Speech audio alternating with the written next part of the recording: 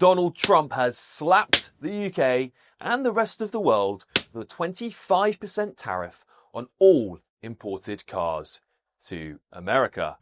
Yes, this is yet the latest embarrassment to what has turned out to be a failed trip to Washington, D.C.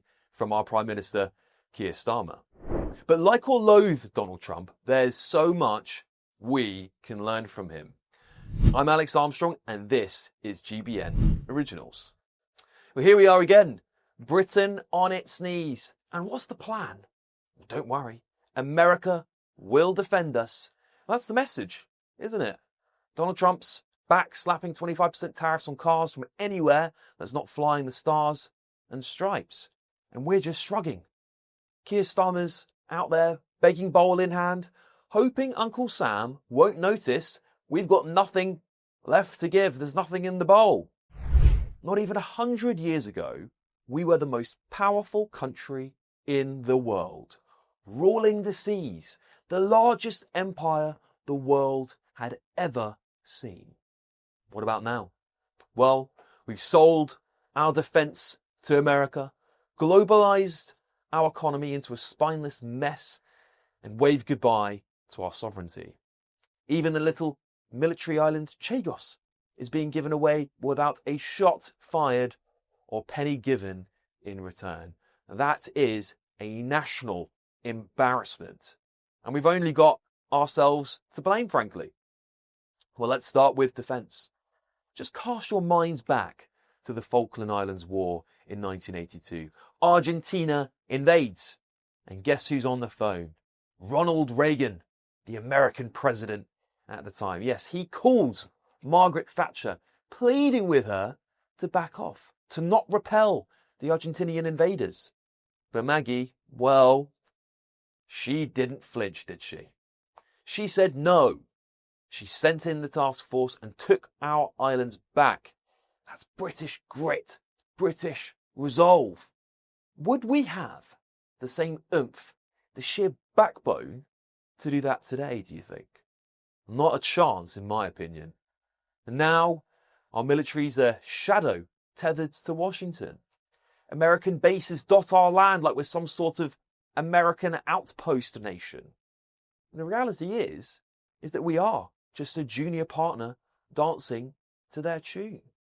And then there's our economy, globalized to its knees. Trump's new tariffs are a sledgehammer to what's left of British manufacturing. Cars, Jaguar Land Rover, Rolls-Royce, they're facing a 25% tax to enter the United States, choking our exports. But who owns them? Well, that's JLR's India's Tata, Mini's German BMW. We've flogged our crown jewels to foreign businesses, ports to Qatar, utilities to France, steel to China and India. Once we were the workshop of the world. Steel, ships, textiles, all British made. Now we're just middlemen, managing profits for someone else. Globalization promised us riches, and it delivered a fire sale of our country instead. And with Trump turning the screws, we're just not fighting back. We're begging now for a trade deal to keep the lights on.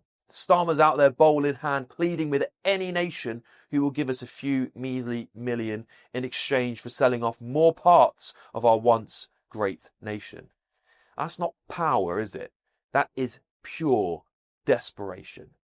Well, sovereignty, we've lost it, haven't we? Less than a century ago, we wrote the rules. Everyone followed. Now we're at America and China's mercy, a submissive state to global superpowers. These tariffs aren't just about cars, they're about control.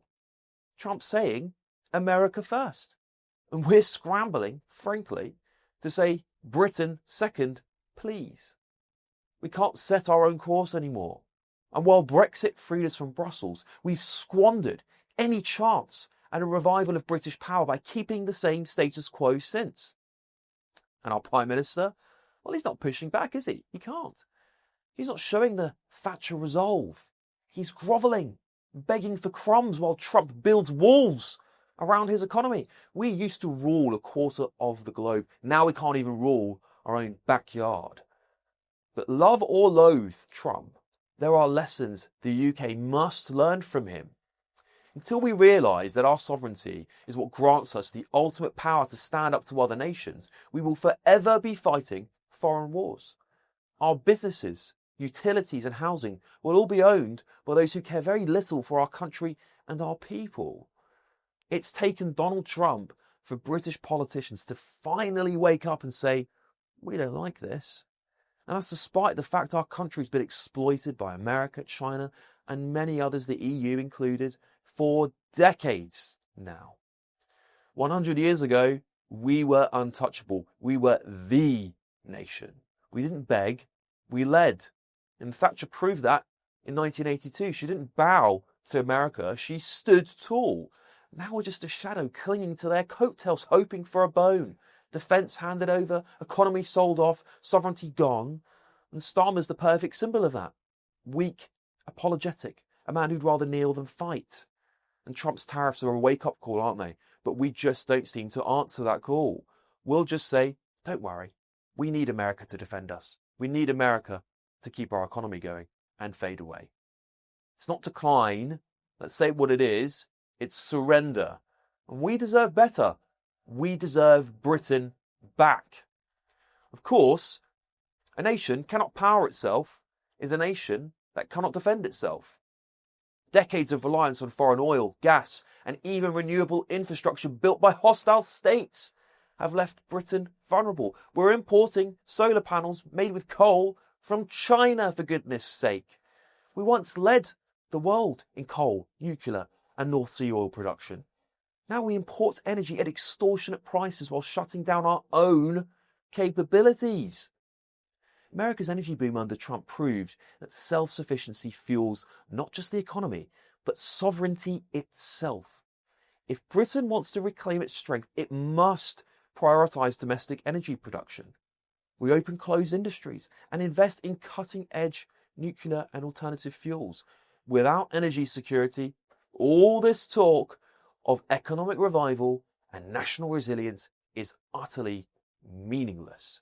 We remain at the mercy of foreign powers, shackled by our own short-sightedness. And a nation that loses pride in itself loses the will to fight for its future.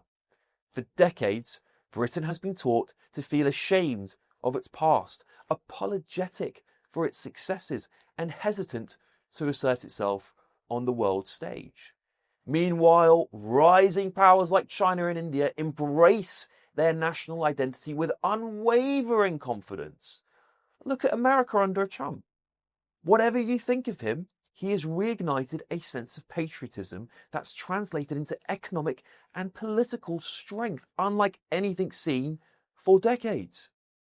We need to do the same. Schools should teach pride in our history, not endless self-criticism. Our institutions should promote British values, not dilute them in the name of globalism. Without cultural confidence, economic and military revival is impossible because no one fights for a country they've been told isn't worth saving.